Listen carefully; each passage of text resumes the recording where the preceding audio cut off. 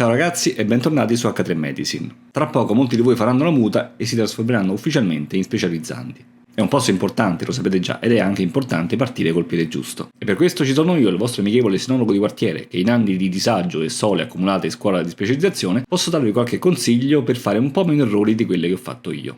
Prima di cominciare, questo video è in collaborazione con Fiscomed, il servizio per la consulenza fiscale dedicato ai giovani medici, utile soprattutto a chi ha una partita IVA o vuole aprirla per fare i lavoretti compatibili con la scuola di specializzazione. Se passate da loro col codice sconto H3Med27 avete 27 euro di sconto su tutti i piani di abbonamento. E supportate anche il canale, che non fa mai male. Direi che possiamo cominciare.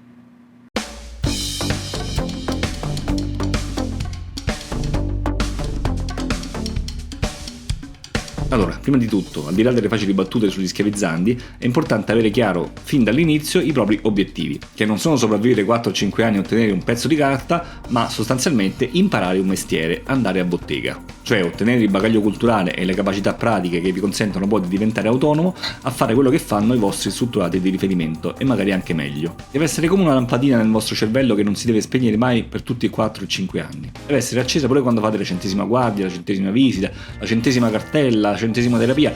Deve essere qualcosa che rimane sempre chiaro a voi, in modo che vi ricordiate sempre che non lo state facendo per obbligo, o almeno non solo per obbligo, ma soprattutto per imparare. E poi ogni volta che fate una cartella, una terapia, una procedura, cercate sempre di mettervi nei panni dello strutturato. Fate finta di essere voi lo strutturato, di non avere la rete di sicurezza sotto. E se nel farlo vi vengono dei dubbi e vi viene l'ansia, meglio, questo è il posto adatto. E in futuro, dopo la specializzazione, di occasioni del genere probabilmente non ne avrete. Fermatevi un attimo e chiedete allo strutturato, pure se gli rompete le palle, pure se avete paura che vi sbrocca. Meglio un rimprovero oggi che un dubbio domani quando sarete voi lo strutturato e la rete di sicurezza non ce l'avrete più.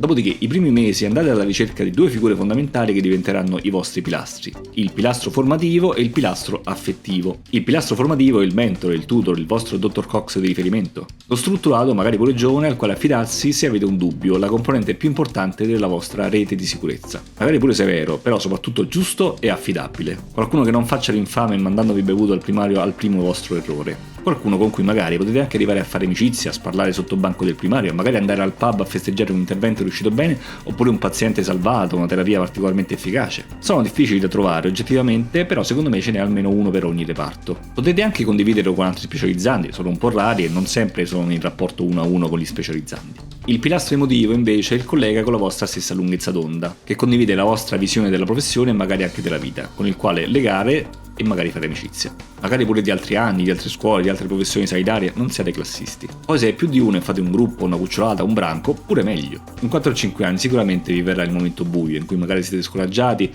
e vi va di mollare tutto e di maledire l'ospedale e tutto il suo contenuto. In questi momenti avrete sotto mano un consigliere, qualcuno con cui condividere le vostre frustrazioni e un gruppo col quale staccare è fondamentale. Vi aiuterà non solo a oltrepassare le difficoltà e a rendere meno fastidiose le piccole e grandi scocciature, ma anche a rendere tutto il percorso di specializzazione più interessante e più divertente. Perché sì, incredibile ma vero, ma la scuola di specializzazione può e secondo me deve essere anche divertente. Non solo la frequenza in ospedale, ma anche i congressi fuori porta, che diventano una sorta di gita di classe. Poi insomma può anche succedere che il pilastro emotivo e il pilastro formativo siano la stessa cosa, coincidano, non si sa mai. Dopodiché, a proposito di momenti difficili, capiamo quali sono i nostri limiti fisici e mentali e manteniamoci delle valvole di sfogo per scaricare la tensione. Che poi magari sono le stesse che avete utilizzato per evitare il burnout durante i 6 anni di medicina, la preparazione al concorso di specializzazione, l'attesa del bando, della distribuzione dei contratti, delle assegnazioni, sempre grazie al muro per essere una fonte inesauribile di disagio. E quindi cercate di capire quando siete vicini al punto di rottura e quando il bestemmiometro raggiunge livelli critici, fermatevi un attimo. E qui dipende da voi. Yoga, meditazione, palestra, videogames, film e serie TV, pittura, scultura, calcio, tennis, padel, basket, pallavolo, badminton, cricket, lancio del tronco e del santo, frittatorno di cipolla tutto libero. Qualsiasi cosa vi aiuti a sfogarvi, a raffreddarvi e a staccare. E poi, altro consiglio personale che magari potrà sembrare un po' strano, conserviamo a tutti i costi il senso dell'umorismo, dell'ironia e dell'autoironia, su questo Scrubs insegna, guardando il nostro contesto da un altro punto di vista e cercando di renderlo più gradevole e stimolante, sdrammatizzando il più possibile e non rendendo tutto eccessivamente serioso, e soprattutto evitando di prendersi eccessivamente sul serio, anche quando raggiungete dei risultati importanti. Ovviamente non sto dicendo di mancare di rispetto e di prendere per il culo chiunque, ma di conservare un pochino il bambino che è in voi e di scovare il lato leggero delle situazioni che vivete, anche nelle situazioni di tensione, in modo da ridurre un po' il carico drammatico di tutta la scena. Oggettivamente è un po' difficile spiegarlo, però se avete in mente le prime stagioni di Scrubs è un po' quello il mood globale. Se non ce l'avete presente, molto male. Compito per casa, andatevi a recuperare le prime stagioni di Scrubs e fatevi una bella maratona. Infine, ricordiamoci che fare il medico non è né un martirio, né una maratona, né una prova di sopravvivenza, né un decathlon, e che se non curiamo la nostra salute difficilmente saremo in grado di curare quella degli altri. Quindi poniamoci un limite all'utilizzo di nicotina, caffeina, sale, zucchero, alcol, magari cercando di portarci il pranzo da casa e cercare di stare il più lontano possibile dalle macchinette. Cerchiamo di sforzarci di bere almeno 1 litro d'acqua per ogni turno, portiamoci la borraccia, quando vogliamo sgarriamo ma facciamolo con moderazione, camminiamo parecchio se non fate i clinici e ritagliamoci un po' di tempo a settimana da dedicare all'attività fisica. Tirare le valve in sala operatoria non vale. In realtà basta anche un tappetino, un paio di pesetti, qualcosa da mettere in stanza. Vi ci dedicate un quarto d'ora al giorno e tanto basta.